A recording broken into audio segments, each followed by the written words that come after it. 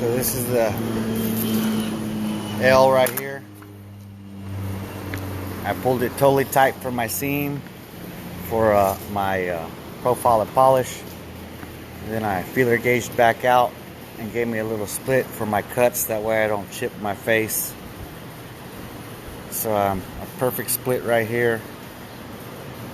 But that way I don't take a chance of chipping any of my surfaces right here by them rubbing up. So this is how my seams come out perfect when I'm done. I make sure I get profiled and polished with it tight for the seam. And then I just barely took it back out with the gauge to get me a split. That way I could adjust everything out and get my cuts done for my sink. So there will be a seam here, and it will line up totally perfect when I'm done. You won't be able to tell. This movement right here flows right on through. So everything in my kitchen is going to run the same direction on this one. So this is all, you know, going to flow perfectly. Whenever we come through, all these colors right here run right into this next piece.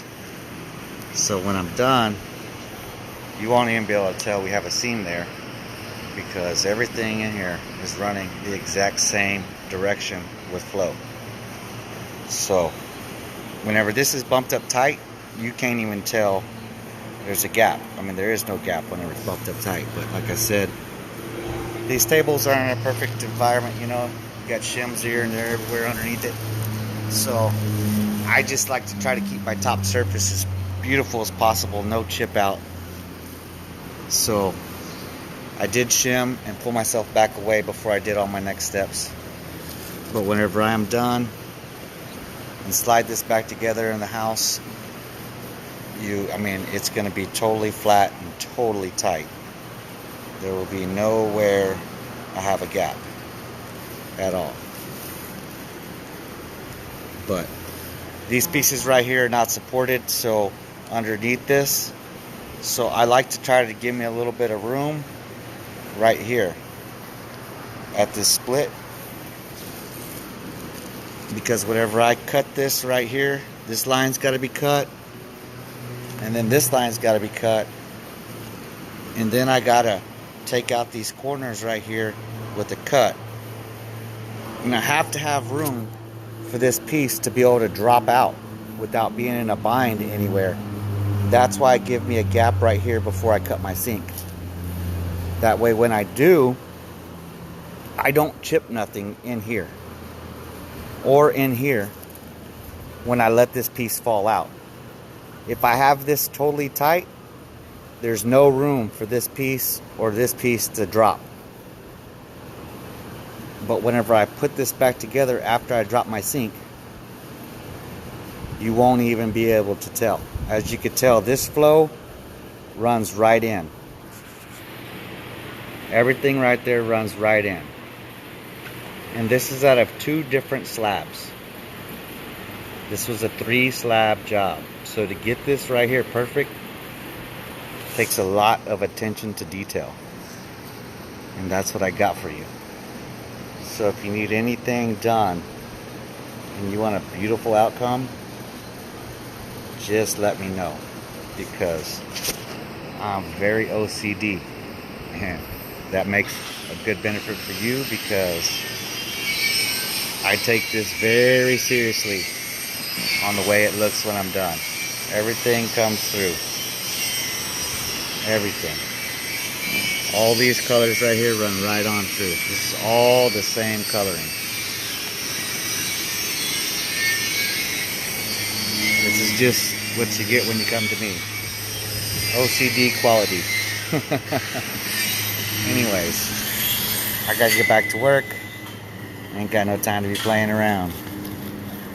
But I like to point stuff like that out, how flawless that right there comes together. Those colors are beautifully matched.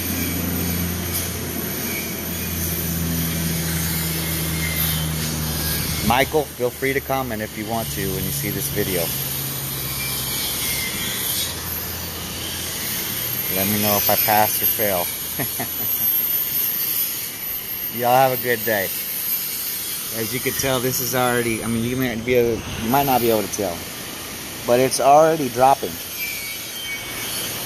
It's already got weight hanging off of it.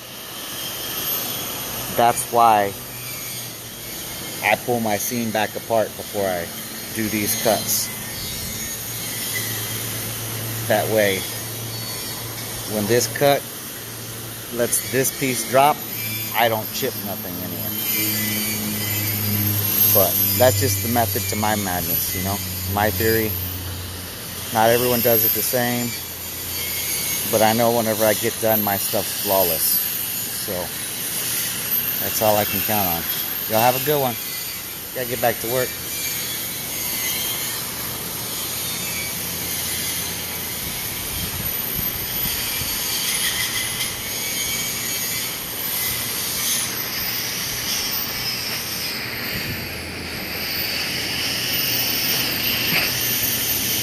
This is what I fill my joints with,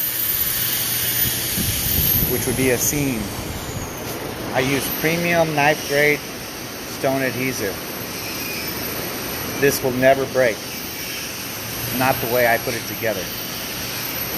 And all of that material there is rotted.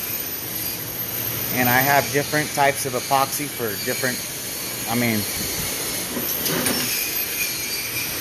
we use flowing for underneath. Flowing, as you can tell, I do a lot of rotting, so I got a lot of different types. This one's going to be different than this one, and that one's going to be different than this one, and that one's going to be different than this one. So at that point in time, I don't cut any corners, and I use what I want to use for each one, and I make sure I use the right product.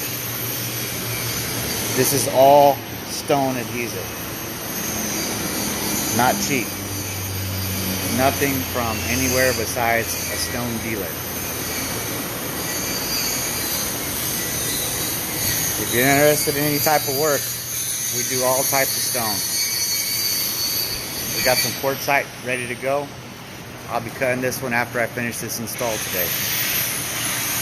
So we will be installing this material and the material that's in the back of the truck today, and then we will be back to cut and start to profile and polish that material and bring in another slab. So we'll be cutting 2 slabs a day besides what we're doing. Y'all have a good one.